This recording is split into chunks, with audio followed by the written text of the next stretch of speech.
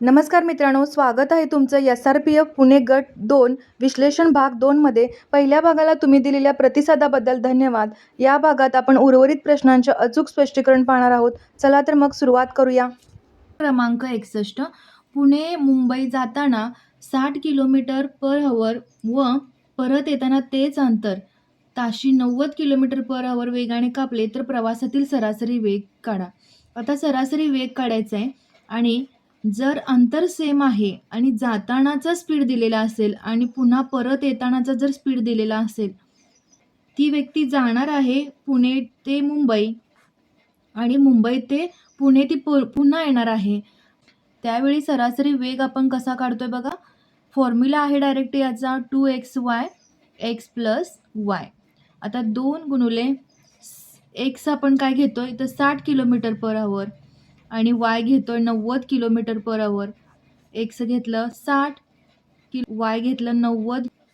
आता ह्याची ॲडिशन आहे खाली. तर 2 × 60 × 90 डिवाइड 60 आणि 90 किती होईल 150 होतील. 72 किलोमीटर पर आवर आपला सरासरी वेग असेल. समजा तुम्हाला जर तीन वेग दिलेले असतील त्यावेळी आपण कसं करतोय सरासरी वेग कसा आणि सरासरी वेग काढायला सांगितला असेल. जर 3 प्रकारचे तर 2 प्रकारे वेग दिलेला आहे. दोन प्रकारे वेग दिलेला आहे 60 किलोमीटर 90. पण 3 दिलेले असतील तर फॉर्म्युला काय असेल सरासरी वेग काढण्याचा 3xyz म्हणजे हे 3 प्रकारचे स्पीड असतील. xy plus yz plus xz हा त्याचा फॉर्म्युला असेल जर 3 प्रकारचे स्पीड दिले असतील तर. आता याचं उत्तर काय असेल आपलं 72 किलोमीटर पर आवर. पर्याय क्रमांक डी आपलं उत्तर असेल. एका व्यक्तीने पहिले 20 किलोमीटरचे अंतर ताशी 10 किलोमीटर पर आवर वेगाने कापले. पुढील 20 किलोमीटर अंतर 12 किलोमीटर पर आवर वेगाने कापले. पुढील 20 किलोमीटर अंतर ताशी 15 किलोमीटर पर आवर वेगाने कापले तर या संपूर्ण प्रवासातील सरासरी वेग किती. आता हाच सेम प्रश्न यावर्षीच्या पोलीस भरती एक्झाममध्ये विचारला गेलेला आहे. अगदी व्हॅल्यूसुद्धा चेंज झाले नाहीत, सेम व्हॅल्यू आहेत. तर इथं काय सांगितलं आहे 20 किलोमीटर अंतर 10 किलोमीटर स्पीड आहे 10 किलोमीटर पर आवरनी. पुढील 20 किलोमीटर अंतर 12 किलोमीटर पर आवर वेगाने. त्यानंतरचं पुढील 20 किलोमीटर जे अंतर आहे ते 15 किलोमीटर पर आवर वेगाने केलेलं आहे त्याने. इथं काय करूया आपण वेळ काढून घेऊया प्रत्येकाचा. वेळ काय होणार आहे आता हे 20 किलोमीटर डिवाइड काय होईल 10. दोन्हीचे एकक काय आहेत किलोमीटरमध्ये आहेत त्यामुळे चेंज करण्याचा काहीच प्रश्न येत नाही. 2 तास या टप्प्यासाठी 2 तास लागतील. त्यानंतरचा वेळ काय असणार आहे 20 किलोमीटर 12 किलोमीटर 4 पंचे 20 4 त्रिकम 12 5/3. हे कशामध्ये येतात आन्सर हे सगळे आपले तासामध्ये येतात. त्याच्यानंतर हे 20 किलोमीटर डिवाइड 15 5 चोक 20 5 त्रिकम 15 4/3 तास. आता हे झाला पूर्ण वेळ असणार आहे. आणि सरासरी वेग काढायचा इथं आपल्याला. सरासरी वेग कसा काढतोय आपण इथे बघा. सरासरी वेग एकूण डिस्टन्स एकूण अंतर सरासरी वेग बरोबर एकूण अंतर एकूण वेळ. आता वेळ किती आहे ॲडिशन करूया. तास अधिक 5/3 अधिक 4/3. 3 न मल्टिप्लाय करूया. छेद समान करूया 3 न मल्टिप्लाय करूया. 3 गुणुले 2 अधिक 3 गुणुले 5/3 अधिक 3 गुणुले 4/3 आणि मल्टिप्लाय करतोय म्हणून पुन्हा काय करतोय आपण 3 ने डिवाइड करतोय. आता 3 गुणुले 2 काय होईल 6 होईल. हे 3 3 कॅन्सल होतील 5. हे 3 3 कॅन्सल होतील 4 राहतील आणि हे 3 6 आणि 5 11 11 आणि 4 15 15/3 5 तास काय झाला टोटल वेळ आला. आता अंतर आहे आपल्याकडे किती 60 किलोमीटर. 3 टप्पे आहेत 20-20चे. 60 किलोमीटर भागिले 5 म्हणजे 12 किलोमीटर पर आवर काय आलेला आपलं आन्सर आलेला आहे सरासरी वेग आलेला आहे. पर्याय क्रमांक बी आपलं उत्तर असेल. क्रमांक 63.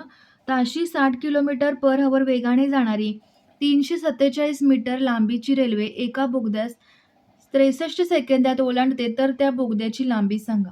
तर ज्यावेळी घेत असतोय आपण त्यावेळी बोगद्याची लांबी पण इथं कन्सिडर करावी लागते. कारण जेव्हा एखादी रेल्वे असेल किंवा एखादी गाडी असेल, एखादा माणूस किंवा एखादं झाड ओलांडत असेल, तर त्यावेळी आपण अंतर काय घेतो? जी रेल्वेची लांबी असते तीच अंतर घेतो, बरोबर? पण इथं काय दिलेलं आहे आपल्याला? बोगद्याची लांबी दिलेली आहे. बोगदा ओलांडते ती रेल्वे बोगदा ओलांडत आहे. त्यामुळे अंतर आपल्याला रेल्वेची लांबी जी असणार आहे ती लांबी प्लस बोगद्याची लांबी असं अंतर घ्यावं लागतंय. रेल्वेची लांबी किती दिलेली आहे? लांबी दिलेली आहे 347. बोगद्याची लांबी घेऊया x. इथं वेग काय दिलेला आहे? वेग दिलेला आहे 60 किलोमीटर पर हॉवर. त्याची लांबी दिलेली आहे मीटरमध्ये. त्यानंतर उत्तर पण आपलं मीटरमध्ये आहे. टाईमसुद्धा सेकंदामध्ये दिलाय. म्हणजेच आपल्याला काय करायचं, वेगाचं या कन्व्हर्ट कशामध्ये करायचा, हा जो 60 किलोमीटर पर हॉवर वेग आहे त्याचं कन्व्हर्जन करायचं आहे आणि तो मीटर पर सेकंडमध्ये करून घ्यायचा आहे. आता त्याचं काय करायचं, मीटर पर सेकंडमध्ये. ज्यावेळी मोठ्याकडून छोट्याकडे जातो त्या 5/18 नं आपण काय करतोय, मल्टिप्लाय करतोय. ज्यावेळी मोठ्याकडून छोट्याकडे जातो त्यावेळी 5/18 नं मल्टिप्लाय करतोय. आता 60 × 5/18 मीटर पर सेकंद हा आपला काय असणार आहे, वेग असणार आहे. आता आपण फॉर्म्युल्यामध्ये पुट करूया. कोणता फॉर्म्युला आहे? अंतर वेळ बरोबर अंतर भागिले वेग. आता इथे वेळ किती आहे? 63 सेकंड. अंतर किती आहे? 347 अधिक x आणि वेग काय आहे? 60 × 518. आता काय करतोय आपण, हे 63 इंटू पूर्ण जो आहे 60 इकडे आहे असा घ्यायचा, बरोबर? 347 प्लस x. आता हे काय होईल? 3 दोन्ही 6, 3 एके 3, 3 संग 18, 6 10 60. आता 20 किती होईल? 21 × 50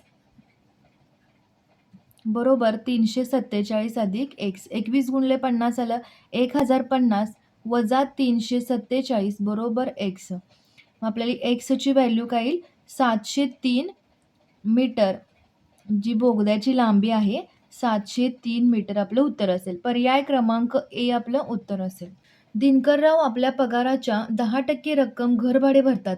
उरलेल्या पगाराच्या 15% रक्कम किराणा मालावर खर्च करतात व यानंतर उरलेल्या पगाराच्या 20% रक्कम इतर बाबीवर खर्च करतात. यानंतर त्यांच्याकडे ₹3060 उरतात, तर त्यांचा पगार किती? आता दिनकररावांचा पगार किती घेऊया? समजा 100 घेऊया पगार त्यांचा, ओके. तर 100% म्हणा किंवा 100 म्हणा. दिनकरराव आपल्या पगाराच्या 10% रक्कम घरभाडे. मग 10% 100च्या किती होतात? 10. म्हणजे हे झालं घरभाडे. आता शिल्लक किती राहणार? प्रत्येक वेळी आपल्याला शिल्लक पगार घ्यावा लागणार आहे, कारण प्रश्नामध्ये काय दिलेलं आहे? उरलेल्या पगाराच्या हा शब्द इथे महत्त्वाचा आहे. तर शिल्लक किती राहणार? 100 वजा 10, घरभाडे 10 गेले 90. आता उरलेल्या पगाराच्या म्हणजे 90च्या 15% किराणा मालावर म्हणजे 15%. आता हे 0 कॅन्सल होईल. 5 त्रिक 15, 5 दोन्ही 10 म्हणजे 27/2 हे जे आहे तो काय करतोय? किराणा मालावर खर्च करतात, बरोबर? किराणा माल. आता उरलेली रक्कम काय असणार आहे? किती केलाय त्यांनी? 10 घरभाडे 27/2. किती खर्च झालाय बघा हा? 20 आणि हे 47. 47/2 म्हणजेच आपण काय करू शकतो? सुरुवातीला किती होतं आपल्याकडं? 100 होतं. 100 वजा 47/2 म्हणजेच 200 वजा 47/2 उत्तर काय येईल? 153/2. हे झालं. आता हे शिल्लक राहिले म्हणजे उरलेल्या पगाराच्या आता 20% रक्कम इतर बाबीवर. म्हणजे आता इतर बाबींवर किती बघा? आता ही आपण उरलेली रक्कम काढली. इतर बाबीवर म्हणजे 553/2 त्याच्या 20% इतर बाबीवर त्याने खर्च केलेत 25. 20 × 5 100 म्हणजे किती होईल? 153/10 म्हणजे 15.3 येतील, बरोबर? 15.3 इतर बाबीवर झाला खर्च. खर्च काढूया हां. टोटल खर्च आता कोणता असणार आहे? घरभाडे 10, किराणा माल 27. हे आता काय करूया? पॉईंटमध्ये कन्व्हर्ट करूया याचं. 27 भागिले 2 किती होईल? बे के बे, बे के बे, बे त्रिक 6, बे पंचे 10, 13.5 होईल आणि हे काय होईल? 15.3. हे किती आलं? 38.8 आलेलं आहे आणि 100 वजा 38.8 करतोय आपण इथं.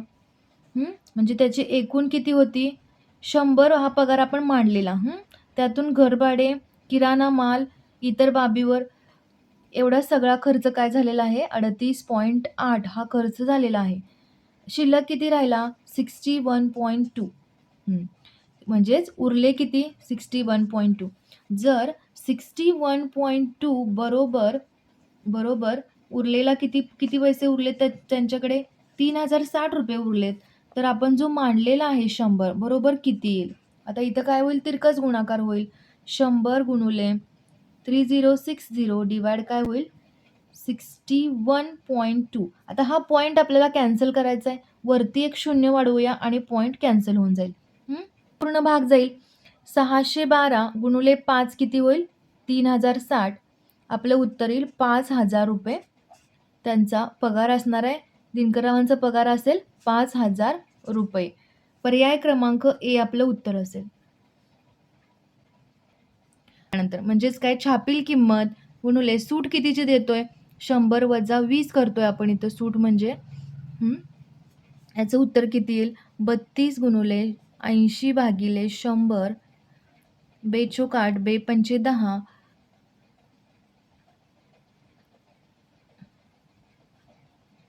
25.6 रुपयाला तो पेन पडेल. पर्याय क्रमांक डी आपलं उत्तर असेल. खूप सोपा प्रश्न आहे हा. जर 3a:b 5b:6c असेल तर a:b:c किती? आता इथे काय करूया आपण? 3a 5b:6c. सुरुवातीला काय करूया? 3a आणि 5b घेऊया. म्हणजे a डिवाइड b ची व्हॅल्यू किती येईल? 5/3. ही झाली एक व्हॅल्यू मिळाली आपल्याला. त्यानंतर 5b बरोबर 6c करूया. 5b बरोबर 6c. त्यामुळे b डिवाइड c ची व्हॅल्यू काय येईल? 6/5. आता काय करायचं आपल्याला? a:b:c काढायचं आहे. म्हणजेच काय काढायचं आहे? a:b:c. आता a:b किती आहे? इथे लिहितोय कसं आपण? a:b आणि b:c. आता मध्ये व्हॅल्यू येतील. a:b काय असणार आहेत? 5:3 आहे. b/c किती आहे? 6/5. मग इथं काय करतोय? 6 आणि हे 5. आता याचं काय करायचं? मल्टिप्लिकेशन करायचं. कसं मल्टिप्लिकेशन करतोय बघा याचं? 5 × 6 3 × 6 3 × 5. 3 × 5. आता हे किती येईल? 30 येईल. हे येईल 18 आणि हे येईल 15. म्हणजे पूर्ण भाग जाईल. म्हणजे 3×10 30, 3×6 18, प्रत्येकाला 3 ने डिवाइड केले. 3×5 15. म्हणजे 10:6:5 आपलं उत्तर असेल. पर्याय क्रमांक ए आपलं उत्तर असेल. प्रश्न क्रमांक 67. नात व त्याची आई यांच्या आजच्या वयाचे गुणोत्तर 2:5 आहे. नाथच्या जन्माच्या वेळी त्यांच्या आईचे वय 27 वर्ष होते. तर नाथचे आजचे वय किती? आता आजच्या वयाचे गुणोत्तर काय दिलेलं आहे? 2x आणि 5x घेऊया. म्हणजे नाथचे वय असणार आहे 2x आणि हे असणार आहे त्याच्या आईचे वय. आता त्याने पुढे काय दिले? नाथच्या जन्माच्या वेळी त्यांच्या आईचे वय 27 वर्ष होते. आता जन्माच्या वेळी म्हणजे नाथचं वय काय असणार आहे? त्यावेळी 0 असणार आहे. म्हणजेच 2x - y. y का घेतोय आपण? कारण जन्माच्या वेळी म्हणजे आपल्याला पाठीमागे जावं लागणार आहे. बरोबर? म्हणजेच 2x - y 0 घेऊया. कारण नाथचं जन्माच्या वेळी 0 असणार आहे वय. तेच आईचं त्यावेळीचं वय काय असणार आहे? 5x - y 27 वर्ष होते. त्याने दिलेलं आहे जन्माच्या वेळी त्याच्या आईचे वय 27 वर्ष होते. आता हे इक्वेशन 1 घेऊया, इक्वेशन 2 घेऊया. 2x - y बरोबर 0 आणि 5x - y बरोबर 27. 1 आणि इक्वेशन 2 यांची वजाबाकी करूया. या दोन इक्वेशनची ज्यावेळी आपण वजाबाकी करतोय त्यावेळी आपल्याला एक्सची व्हॅल्यू मिळणार आहे. आता वजाबाकीमध्ये काय करतोय आपण? चिन्ह बदलतोय. इथे काय आहे? +5 आहे म्हणून -5. इथं -y आहे म्हणून प्लस होणार.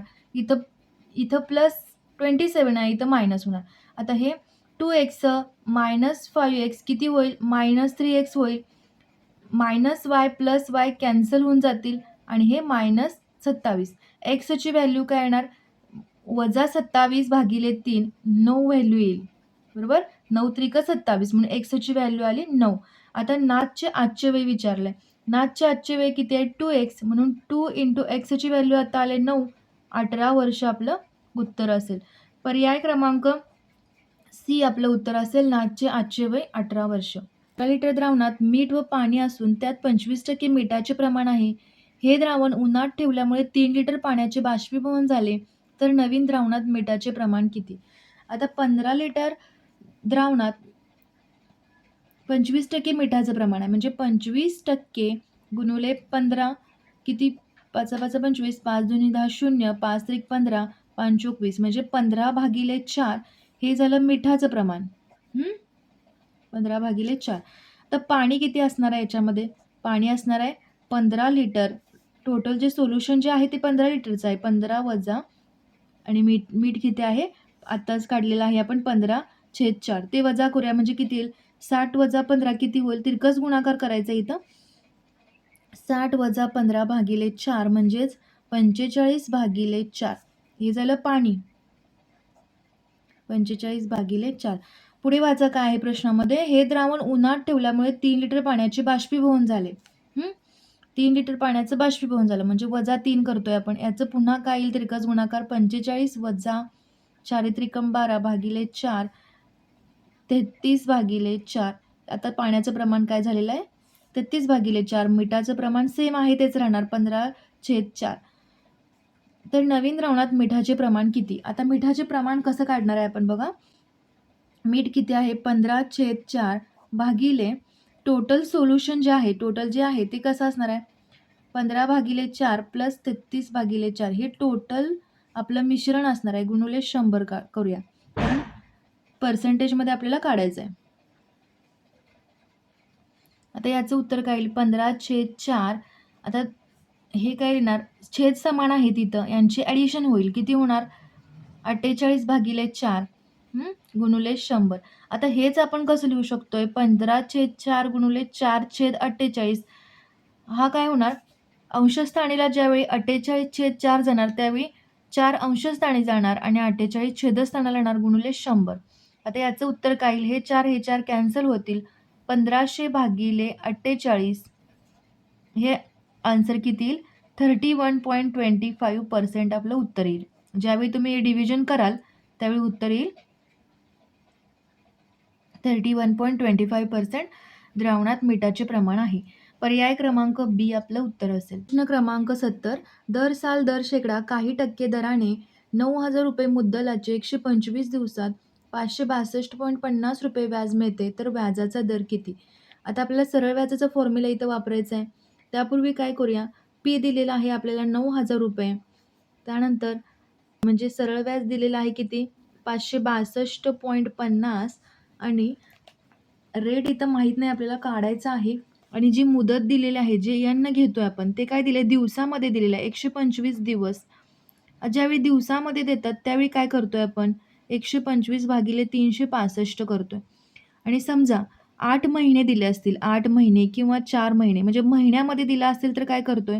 8/12 करतोय. यांना काय येणार? 8/12.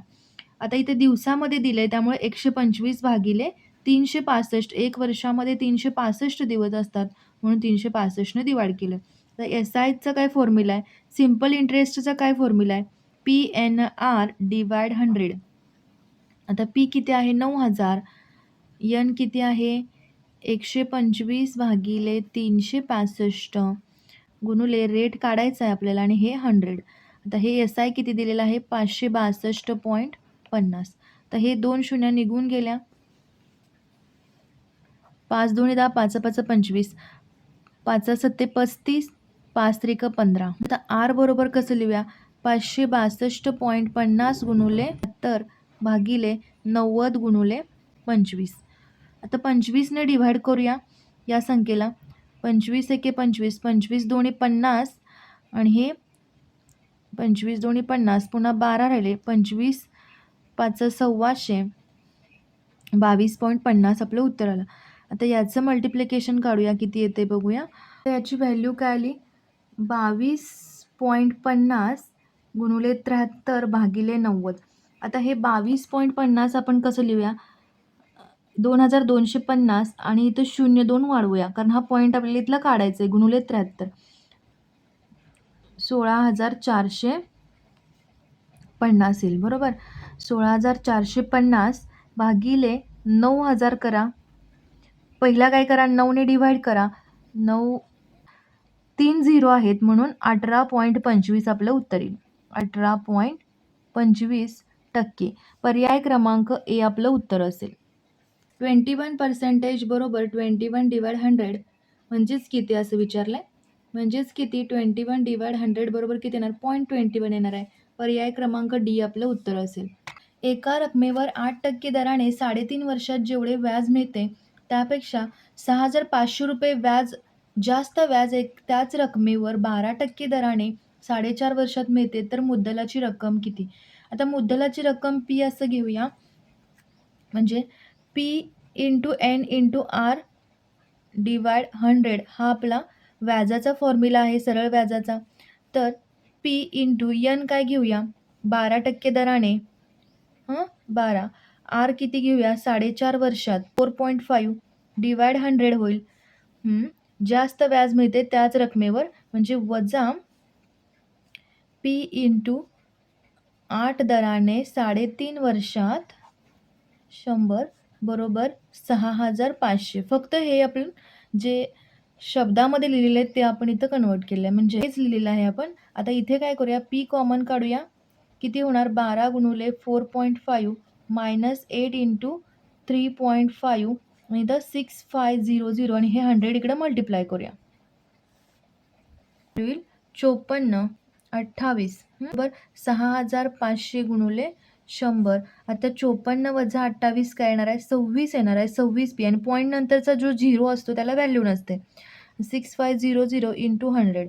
आता पीची व्हॅल्यू काय येणार आहे 6500 डिवाइड 26 26 दोन्ही 52 आणि 26 पंचे 130 13 उरतील 26 पंचे 130 25,000 रुपये आपला पी असणार आहे रुपये 25,000. पर्याय क्रमांक सी आपलं उत्तर असेल 25,000 रुपये. क्रमांक 73 3 9 33 17 5 65 यांचा मध्यमान व भूयिष्ठ काढा असा प्रश्न आहे. आता मध्यमान म्हणजे सरासरी आणि भूयिष्ठक म्हणजे बहुलक.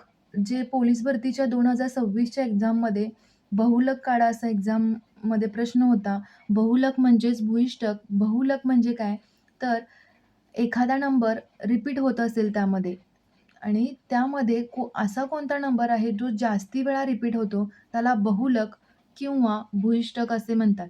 पण ऑप्शनमध्ये आपल्याला काय दिले फक्त मध्यमानचं आन्सर दिले. भूयिष्ठकचं आन्सर इथं दिलेलं नाही आहे.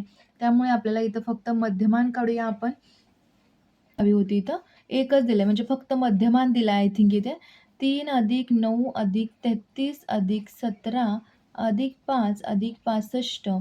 सरासरी काढायचा याचा 1 2 3 4 5 6 6 नंबर आहेत.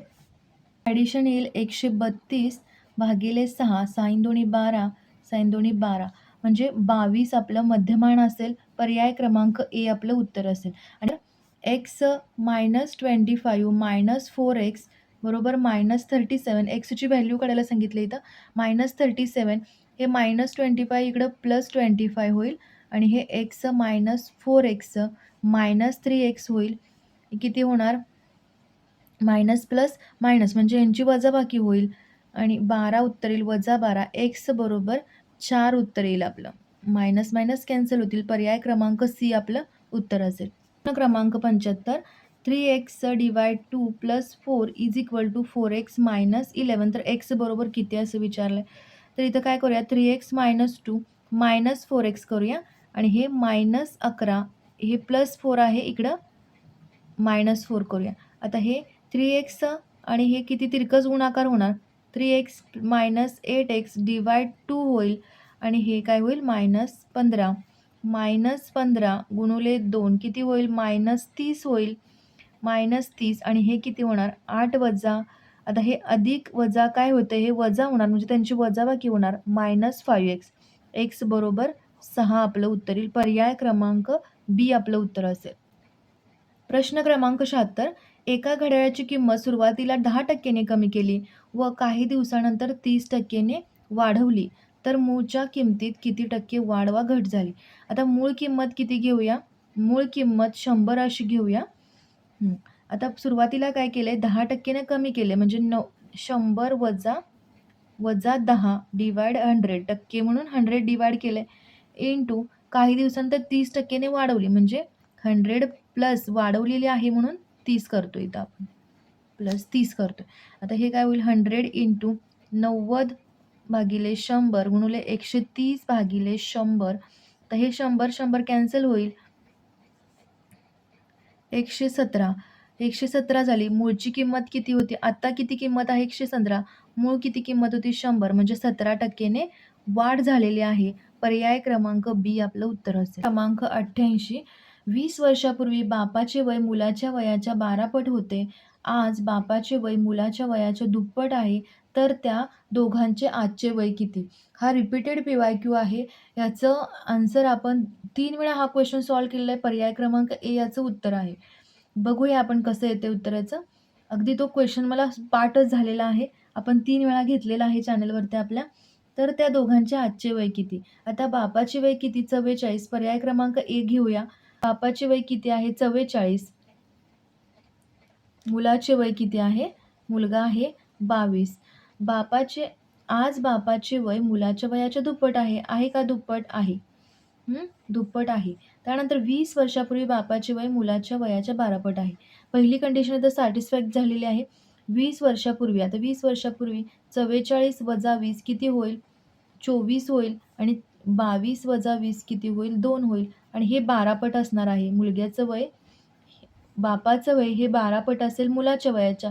12 गुणिले 2 24 येईल. त्यामुळे पर्याय क्रमांक ए आपलं उत्तर असेल. प्रश्न क्रमांक 92. अतिशय इंटरेस्टिंग क्वेश्चन आहे बघा हा. एका रस्त्यावरून काही घोडे व तेवढेच घोडेस्वारही चाललेले आहेत.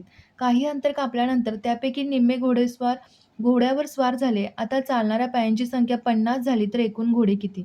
हवं तर होल्ड करा, व्हिडिओ स्टॉप करा आणि तुम्हाला सॉल्व्ह करता येतोय की नाही पहा. बघा काय म्हणतात, काही घोडे व तेवढेच घोडेस्वार म्हणजे एक्स घोडे घेऊया आपण आणि तेवढेच म्हणजे एक्स घोडेस्वार घेऊया, बरोबर. काही अंतर चालल्यानंतर त्यापैकी निम्मे घोडेस्वार घोड्यावर बसले. तर निम्मे घोडेस्वार घोड्यावर बसलेत म्हणजे x/2 एवढे काय असणार आहेत? चालत असणार आहेत. यापैकी निम्मे जे घोड्यावर बसले, आता x/2 हे काय असणार आहेत? चालत असणार आहेत. आणि x घोडे हे आहे असं घेऊया.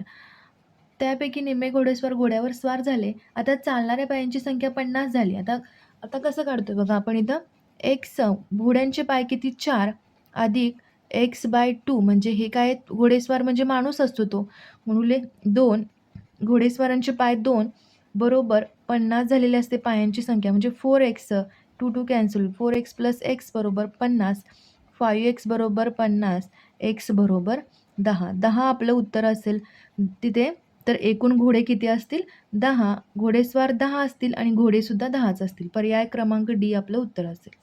अशा प्रकारे आपण पुणे गट क्रमांक 2चा अंकगणिताचा पेपर पूर्ण सोडवलेला आहे. कन्सेप्ट क्लिअर असतील तर यश नक्की मिळते. हा व्हिडिओ जास्तीत जास्त गरजू विद्यार्थ्यापर्यंत शेअर करा. सातत्याने अभ्यास करा. वर्दी तुमचीच आहे. लवकरच भेटूया पुढच्या जिल्हा पेपरच्या विश्लेषणामध्ये. थँक्यू.